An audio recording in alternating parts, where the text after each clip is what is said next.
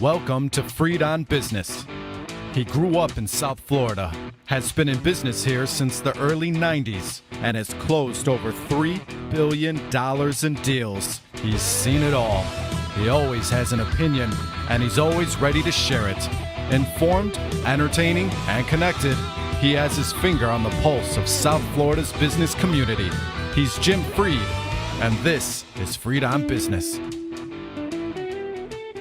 All right, everybody, we've got a great show for you today. We've got Stephanie Cummings, a new friend. Stephanie is a career specialist. She is the founder of her own firm where she helps mid-level and high-level executives in the real estate and private equity business find their next career option. Very timely subject here. So we're going to talk with Stephanie. Before we get going, I want to remind everybody, next week, it's show 750. Yeah, I can't even believe it. I want to thank our sponsors for well over 12 years, Warren Henry. We're going to do that next week with Larry Zinn. He'll be on the show. It's been a while since we've had Larry on, so Larry will be on. We're going to try to get some other guests to make it kind of a festive occasion. But I want to thank everybody for being with us for 749 episodes. And, of course, our friends at Warren Henry, they've been with us for, like I said, well over a decade. So thank you to Larry, Eric, Warren, the rest of the team over there. And thank you for allowing me to be a spokesperson for the Warren Henry brand for all these years. I'm so proud. I work every day to earn that honor. And now, on to the show. Mr. Mendoza, where's Stephanie? There she is. Hey, Stephanie, how are you? Hi, Jim. I'm great. Thank you. How are you? Happy New Year. Happy New Year. Great to see you. I really just want to kind of get right into it. We met I'll give them the props at the BizNow event. So high five to the team at BizNow. You really do meet good people at the BizNow events. And right before you and I spoke, a young person, probably 35, came up to me and asked me, said his job was going sideways. Could I help him find a new job? And I said, I can't necessarily help you find a new job, but there's lots of skills that you can use to make sure that if something's going on out there, you know about it. And Stephanie, why don't we start with that? Give a little background on, you come from the family office world. That's important to a lot of people. That means you know a lot of decision makers. And the reality is people can't send their resumes in cold. People need a warm call, a curated entry into these kind of clients. And the rest is up to you. I kind of warmed it up like a little. Sure. Thanks. Yeah, I've been recruiting now for several years. And prior to that, I worked for a small family office doing some asset management for them.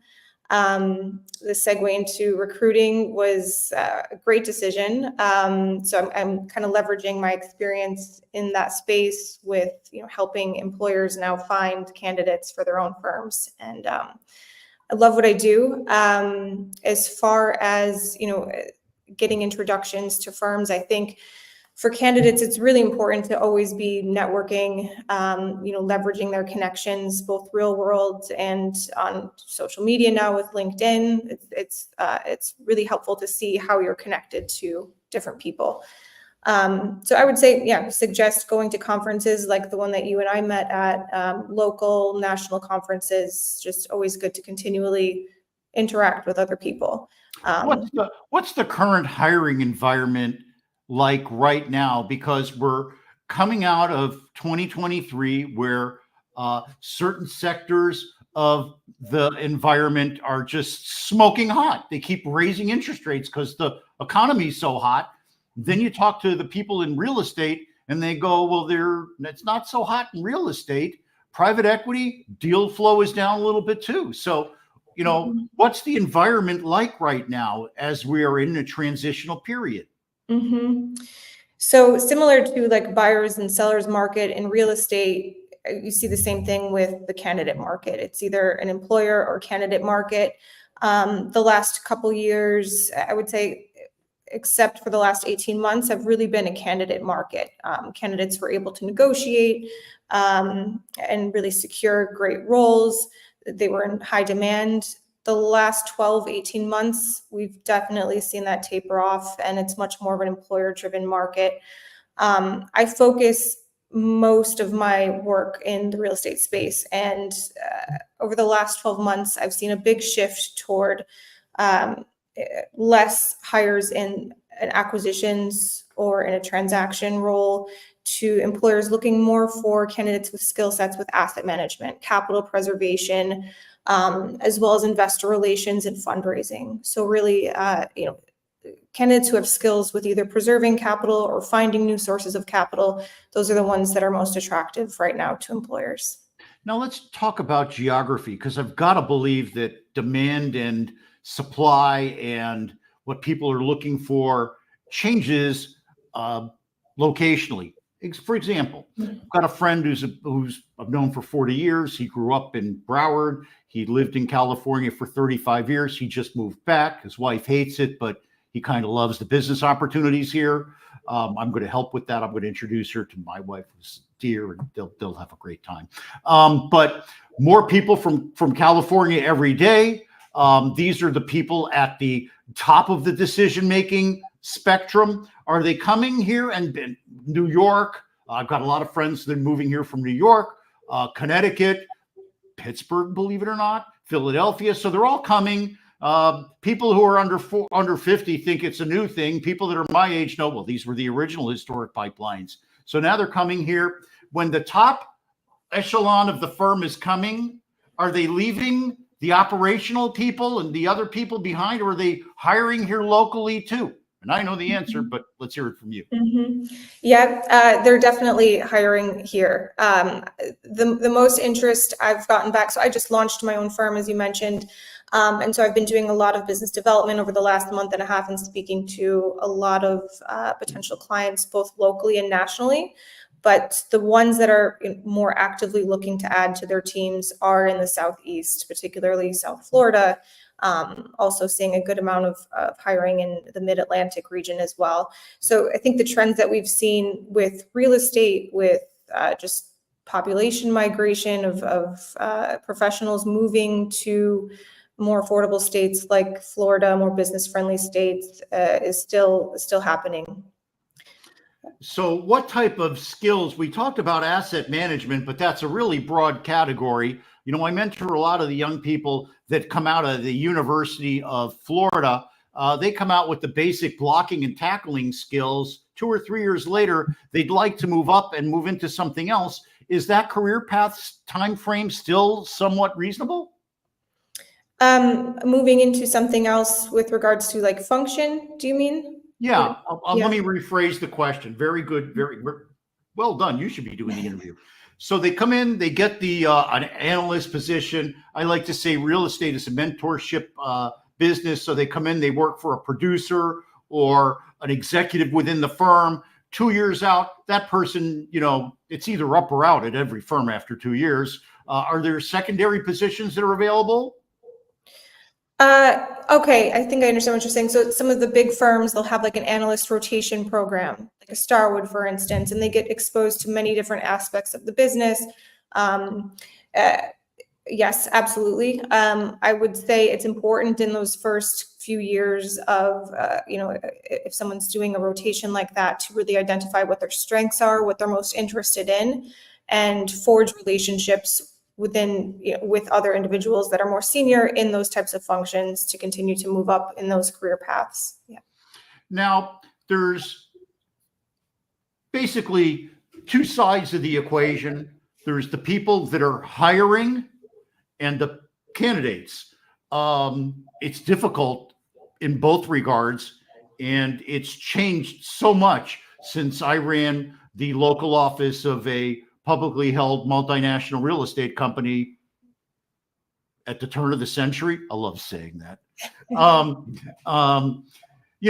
We had HR issues, we had business issues, we had cyclical issues. What are the types of things that an employer in today's world needs to be thinking about if they're looking to build their team for the future and for the long run? Great question. I think it really comes down to their individual strategies, their vision, and I guess kind of identifying that business plan and then backfilling that with ideas on who do we need to execute, who do we have currently in place, how much support do these individuals need, and functionally what skills do we need more of? Maybe what can be condensed into 1 or 2 roles, and what needs additional support. For instance, I've worked with firms who have an investments team, and that's kind of broad, and everyone on that team works across both acquisitions and asset management functions. Something like that, a structure like that, is not going to work for every firm. So it really comes down to their individual strategies and goals. How about the way that the personalities self-select? Because I've got to believe that firms all have, I'm going to use a term, an organizational behavior pattern that's typically set from the top and then somewhat implemented from the middle to the bottom. How do you, this is a good one. How do you, when you're meeting a company, assess whether that company's got a good internal dynamic that would foster success, or perhaps has an internal dynamic that might not lead to long-term success for the teammates? What do you look for in a company? Yeah, that's really interesting. I like to say that I've gained some intuition about just working with people over the last several years. And a lot of it's difficult because I operate almost 100% on Zoom. And so a lot of times I'm not able to go into my client's office and really see what's going on day to day.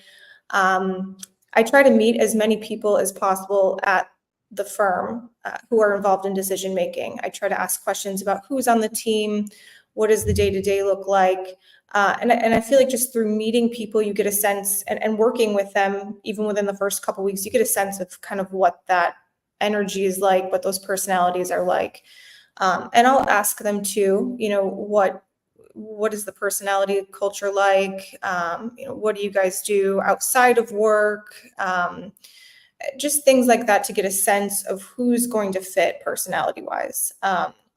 And I'll know pretty quickly with screening candidates too, whether or not they're going to gel. It's kind of like when you meet new people and you think 2 people would be great friends. It's similar to that. It's kind of hard to articulate, but you do tend to get a sense just, meeting and working with people pretty quickly, what that vibe is like.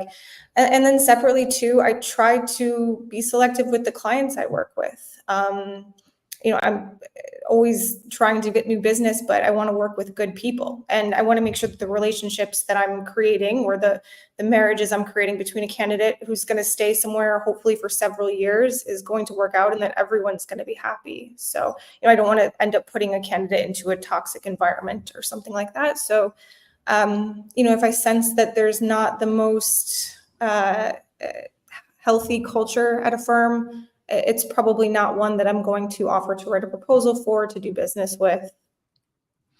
Now, here's the part that always vexed me.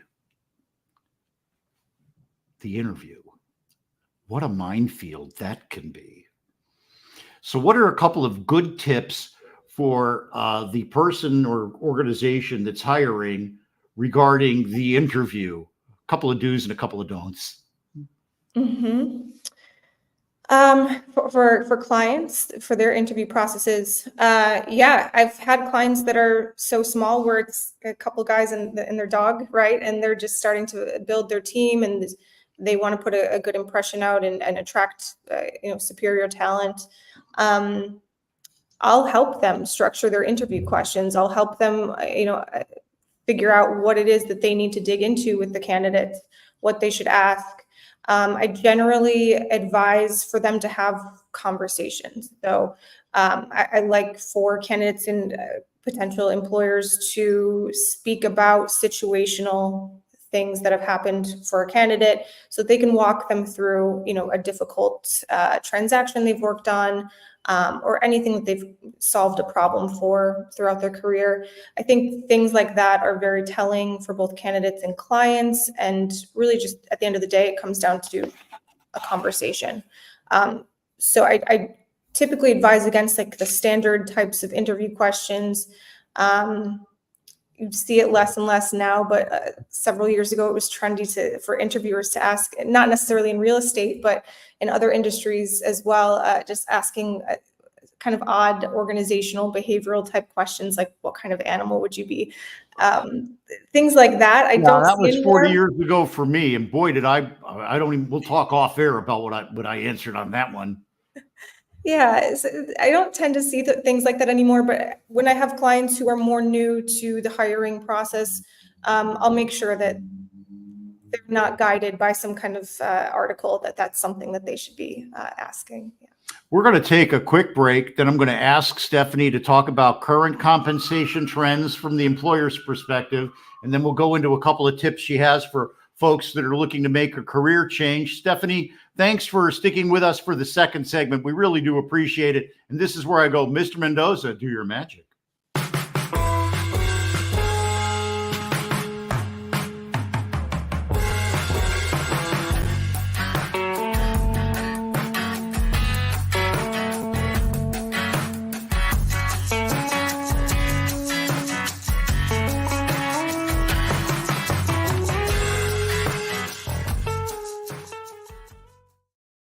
Gotta love it. He does sunrises for the beginning of the year and for finding your new job and everything. You're the best, Mr. Mendoza. I want to thank our friends at Warren Henry. Episode 750 is next week. We're going to be featuring Larry Zinn. Larry's been a sponsor. Larry and Warren Zinn and Eric Day, the friends at Warren Henry, our family at Warren Henry, have been sponsors of the show for, 12, 13 years. I don't know. They've shown us love and kindness the whole way. They've been extraordinarily supportive. It's just the way that they view their position in the community and their responsibility to their clients and the members of the Warren Henry family. So when you're looking to buy or lease a car, you want to get every advantage that you can. That's why you have to check out Warren Henry Auto, Land Rover, Range Rover, Infiniti, Jaguar, Lincoln, up at 151st and Biscayne. In Gainesville, they've got that tremendously gorgeous Audi store. Down in South Dade, the award-winning Land Rover, Range Rover store. Down in the Keys, they recently purchased the Chevy dealer down there. They've got everything at their Key West store. All these cars are great cars. They all come with the Warren Henry Advantage. Besides becoming a member of the Warren Henry family, basically, you get great service. A lot of different things come with the Warren Henry Advantage. Like I said, the free loaner car at service. If you need to leave your car, Maytal Stark will make sure you get your loaner. They'll make sure your car looks great by washing it. They'll, if you need to get your rims polished up, they'll do that for you. If you lose your key, they'll replace your key. All these are expensive bonuses that they give you. They'll guarantee that you're getting the best value when you trade in your car, the best price on your new or leased car. They'll give you 3 days to make sure you love that car. You can trade it back. Nobody ever does that because these are tremendous cars. I've been driving an Infiniti since Hurricane Andrew, however long that is before that. So join me, my beautiful wife, my mom, lots and lots of my clients and friends. We're all members of the Warren Henry family. You should be too. Always the best price, always the best service, always Warren Henry.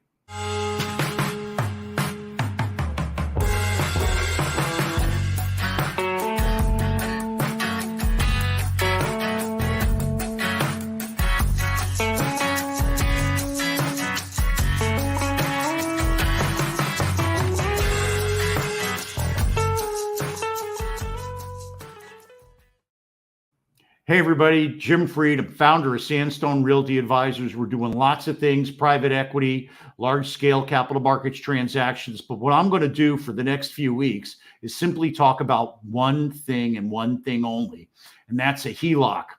Everybody that thinks that they've built up equity in their house that they'd like to tap, now is the time. Odds are your 2023 tax returns won't look as good as your 2022. And if that's in fact the case, you will not be able to get approved for one of these loans. I recently did one for a real estate person that had been trying to get it done with one of the big money center banks for 2 months. We closed it in 3 days. Call me, DM me. It's time. HELOC. Call me for your HELOC now. If you want to have some cash cushion, call me now. Remember, I solve problems by helping other people achieve their dreams and goals. I do that by solving their problems and bringing them peace of mind. Let me do that for you. Call me now, DM me. And remember, whenever you call me, it is always all about you. Welcome back to Freed on Business. Connect with us on LinkedIn, YouTube, Facebook, and Twitter at Jim Freed or at Freed on Business, and on Instagram at Jim Freed1. Now, back to your host, Jim Freed. All right, we've got a great show today. We've got Stephanie Cummings on. Stephanie is a headhunter, corporate recruiter, person who makes marriages in the business community. She focuses on real estate and a little private equity. Where's Stephanie, Mr. Mendoza? There she is. Now, Stephanie, you heard me on the break talking about people need to do HELOCs because their incomes are going to go down. If you're in real estate, that's a foregone conclusion, except for very, very few practitioners right now. But when you're talking to the real estate companies, what type of compensation is available right now? Because a lot of people have spun down their emergency savings. I have a term for it that we can't say on the show. But they've spun down all their savings and now they're down to zero. How are they going to make a living? And are people that are in a commission-only universe willing to give people a little rope to help them get on board? Mm-hmm. So compensation, I feel like, has stabilized over the last year. Over COVID, employers, I think, were overpaying a little bit. The demand for talent was so high. And I think that's stabilized. I haven't seen so much clients who are looking to take advantage by undercutting where salaries have been, but I'm also not seeing them offer above market anymore. So it's really kind of true to market, kind of consistent with where things have been. That said, the types of roles that are available are maybe a little bit different than what people are looking for, specifically like acquisitions folks. There's just not that many, there's not much demand for acquisitions talent at the moment. I have a message for them. Yeah. Get yourself underemployed and then build from there. Get into an organization and prove your value and help build yourself in the value. And I believe that people will recognize that. And if they don't, then if you spend 2 years, then the market's hot and you get out of there. Mm-hmm. Absolutely. Yeah. It's just kind of one of those grin and bear it type markets right now. Maybe you have to take a lateral move. I think in general, I always advise candidates move when there's an opportunity for increase, whether it's, you should always be improving your situation when you make a move. But unfortunately, when you're forced into the market again and actively looking, it's a little bit of a different situation. And so you may not get that raise from your previous year's salary. You may not get as great of a bonus package. But at least if you have something where, as you said, you can prove your value and just work up from there. This is not a permanent environment that we're in. So. Well, let's talk about the candidates now. And everybody, no matter how bad they felt devalued or how bad people talk about them at their previous place, whatever, they never felt valued. Everybody is different. Everybody brings something to the table. How does that get projected during a job search or career search? No one really wants a job. Yeah. I think it's really important for candidates to define their unique value add.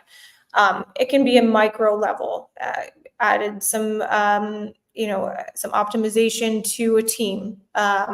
It could be macro, you change the whole organization.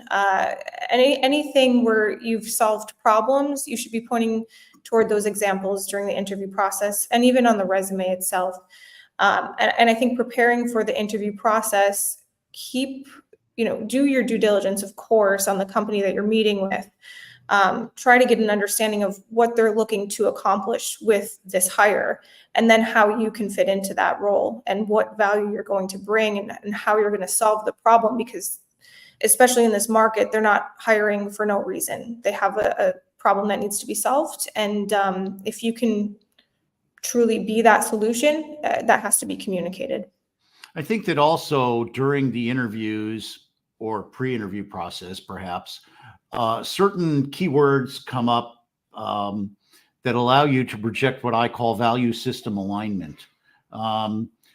You'll be talking to the founder, the principal, the hiring person, and they start talking about things that are important to them. And if those are things that are important to you, that's a place where you can leverage and bond and start creating a relationship. Because let's face it, this is still about relationship building also. Now, people sometimes, hasn't happened to me recently, but people have said, send me your resume.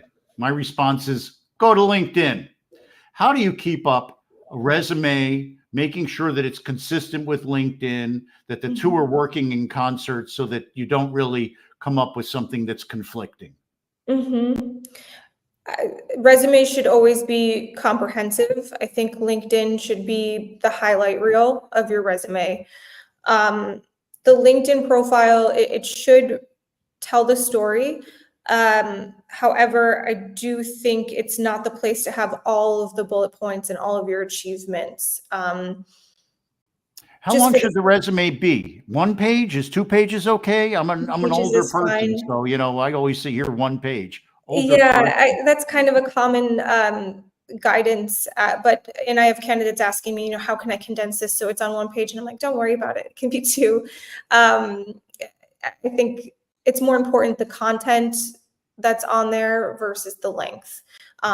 You shouldn't be trying to fill up the page, but don't cut anything that's going to be really relevant to. That's actually great advice. That's great advice, because everybody's scared on that one. Okay. Let's see. I'm the master. Sorry, Jim, I would say one other thing. I think formatting of resumes is really important. Oh, yes. Talk about that. Yeah. I speak to executives who have been in great roles, institutional firms for 20, 30 years. They don't have to update their resumes all the time. So when they're unfortunately caught in a position where they are starting to look again, a lot of times their resumes can be a little bit outdated, or newer candidates, more junior candidates, they feel they've been told that they need to make the resume stand out. Coming from someone who looks at resumes all day, every day, I'm looking for specific things. And if there's too much noise on the page, if there's too much different color, fonts, sizes, alignments, it looks attractive, right, as a document, but it's not. It's more difficult to really find the things that I am looking for or that a hiring manager is looking for. And so I always suggest to candidates to use a standard. I tend to encourage the Cornell resume format, which is available online. Also happy to provide that to anyone who is looking for it. I'd love to see what that is, just because I don't know what that is. I want to see I want to see what that means. Yeah, Cornell's got a great real estate school. So do many other many other colleges. But they make this publicly available. And so I tend to just recommend candidates follow that. Yeah. What are some of the things? Okay, you've got 500 resumes in front of you that you went through today. What is the thing that made 5 jump out at you? Great question. The only one that counts. Yes, that's true. I think emphasizing results and also emphasizing numbers. So whether that's deal volume, transaction amounts, ROI, numbers really kind of summarize what you've done. Achievements, accomplishments, quantifiable, success stories. If you had a failure, what you learned from it. It's okay to say you had a failure because everybody has them. Yep, exactly. Embrace it. Learn from it. Yes. I posted a couple of days ago, my mantra going into the new year: I'm either winning or I'm learning. So it's very true. High five. Well played. Tag me on some of that stuff. So now I want to ask another question. We didn't really talk about it, so I'm going to go back to it. Oh, because we stopped. I'm the master at networking. You are. Okay. I have the little name tag goes here. The water goes in my left hand, so my right hand stays dry. And when somebody's wasting my time, I kind of tell them. I really don't say you're wasting my time. I say, oh my gosh, I've got to go over there. Excuse me, I'll be right back. Ha ha ha. So what are a couple of good networking tips that you could share with people? I'm open to learning.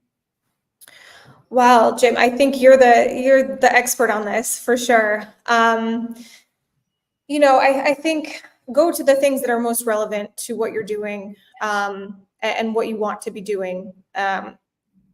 Bring a friend if it's difficult for you to talk to new people, but don't only speak to that friend the whole time. No, leverage. Yes. I see, people from the same company go to these events and they sit there and they talk to each other. I'll say bankers. Okay. And I go to them, or my favorite, the brokers. They all just sit and talk to each other.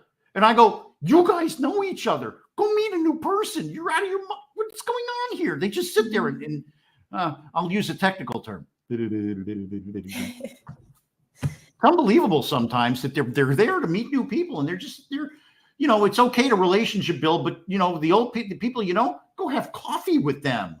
You're only on stage at these events for just a few minutes, and you've got to be at your best meeting new people. And then I've got my favorite piece of equipment right here, the binder clip. That's another point I would make. One that I had a mistake on with our meeting, Jim, actually. Business cards, and maybe candidates aren't carrying business cards. It's a little bit of a different dynamic, but I tried to use a digital business card when I started this firm. And I thought, oh, this is a great idea. Just tap and share. It's not. So I would advise anyone not to do that. Sorry for these companies who are making this thing that should be a great solution, but it's difficult to remember people after the fact. How are you going to look? How is someone going to look you up in their contacts when probably forgotten your name? So I started writing the names down on my notes. Yep. And that's not efficient either. People need to realize, and then they have these cards that are slick. I write on the back of the card about who you are and what you do. Yep. Keep it simple. Resumes, business cards, networking. Yeah. Mm-hmm. Yes. Okay. What is the best place to either put or look for job postings, which I would not even know where to start? Yeah. So this answer is specific to our industry, but Real LinkedIn. estate. Yep. LinkedIn is a great resource. You can also follow companies for job postings. Yes, it's and some companies have some of the larger firms have it to where you can enter your information for future roles. So if they have an internal recruiter, they'll keep your information on file for when something comes available. So that's a great resource. Select Leaders is another site that I always recommend to candidates in the real estate space. Yes. Okay. Now you're gonna hit the ball out of the park on this. This will be our last one. I mentor a lot of the students from UF, FIU, had some Wharton kids, FSU, FIU. Anybody who wants to talk, I'm willing to talk, and if they follow up, they get more. What would your advice be for the person that's sitting in the back of the class that needs to find a job? What advice do you give the first-time job seeker besides get up and shake a hand and get started? Be willing to take almost anything, especially in the sort of market that we're in right now. Just get your foot in the door somewhere. Don't take something that's going to put you on a path that you don't want to be in at all. But certainly be willing to take an analyst entry-level role where you're just going to be sitting in Excel all day. And while you're doing that, just go a little bit above and beyond to make relationships, ask questions, continue to get to understand your industry and what you're doing outside of your day-to-day function. That would be probably my best advice for those entry-level candidates. Just, always be meeting people.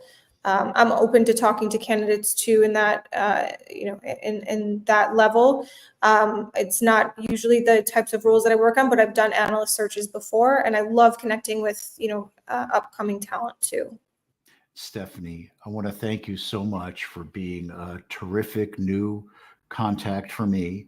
I want to thank you for coming on and giving the follow-up to last week's story with Bruce Turkel last week. We talked about, is that all there is, about the executives that are looking for their next role.